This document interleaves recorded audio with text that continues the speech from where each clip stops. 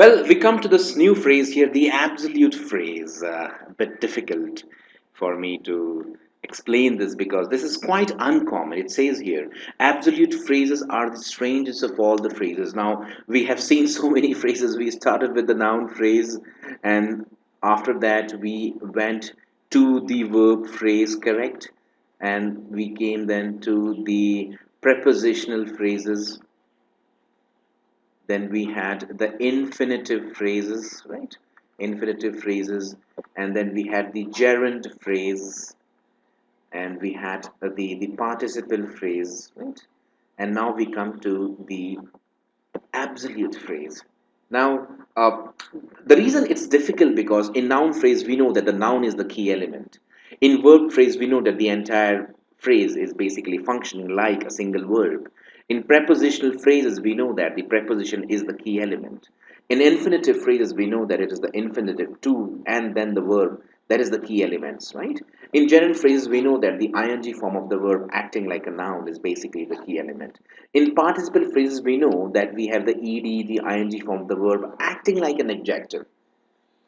But in absolute phrases, we don't have any such indication. So, how do we know what exactly is an absolute phrase? Well, here is what we have. Absolute phrases usually have a noun, they have a participle, they may have some modifiers. They don't have an active verb. No finite verb. Please understand this. There is no finite verb because the moment you give finite verb to it, it might become a clause. So basically, the absolute phrase, I will use the acronym AB here, the absolute phrase is almost as good as, it looks as good as a main clause, independent clause. The only difference is that the absolute phrase does not have a finite verb. It does not have a finite verb. So the things that the thing that looks like the verb is basically a participle. Now let's come here. In short, an absolute phrase is compressed idea. It's a compressed idea that does not have a finite verb, though the noun in the phrase deceptively appears to be the subject. Look at this now. Here are a few examples. His arms folded across his back, Narayan was anxiously waiting for his son. So if you look at these two parts, which of the two part makes complete sense to you, makes complete grammatical sense to you? The second part, of course. If I had said his arms were folded across his back, then this also would become a complete independent idea. But it is not. Why? Because the finite verb is missing. And because the finite verb is missing, this acts like a participle. Right?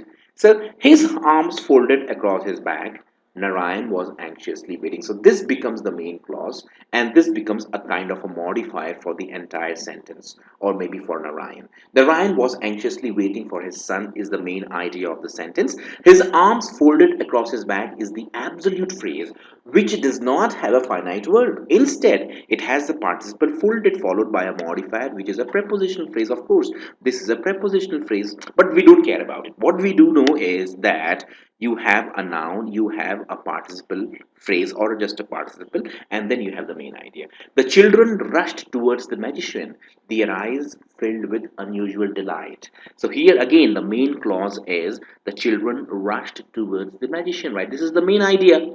It's independent, complete, and meaningful. This is not their eyes filled with unusual delight. If I put their eyes were filled, then it becomes basically a complete meaningful sentence. But as I told you that the absolute phrase is a compressed idea, it does not have a finite verb, and therefore it acts like a description.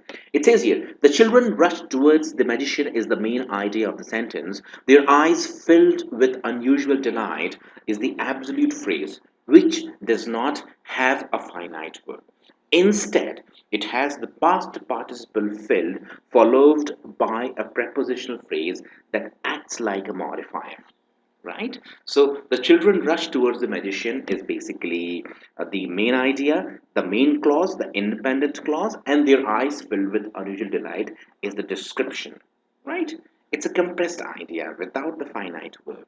The color of its skin perfectly matching with the bark of the tree, the lizard was stealthily advancing in the direction of its prey, right? This is a very, very good sentence. And absolute phrases are seen in very, very good literature. Please understand this. You don't come across the absolute phrases in normal conversation. In very good literature, maybe in very good newspaper, in very good writing, you will come across the absolute phrase. So it's a very nice way of basically giving color and variety to your writing, right? So look at this now. Here, what is the main idea? The lizard was stealthily advancing in the direction of its prey. This is the main idea. Why? Because the subject is the lizard, was is the verb. The lizard was advancing in the direction of its prey. The lizard was stealthily advancing in the direction of its prey. And what is the description? The color of its skin perfectly matching with the bark of the tree. You might wonder why not matching is a verb. Matching is not a verb. Why? Because if I say the color of its skin was perfectly matching or is perfectly matching, in only that case, you will have this part acting like a clause, but we don't have that verb. This basically becomes a participle. The color of its skin matching with the bark of the tree, comma, the lizard was stealthily advancing in the direction of its prey. So my point here is that in English language, if you really get hold of the verb and the subject, your job is done.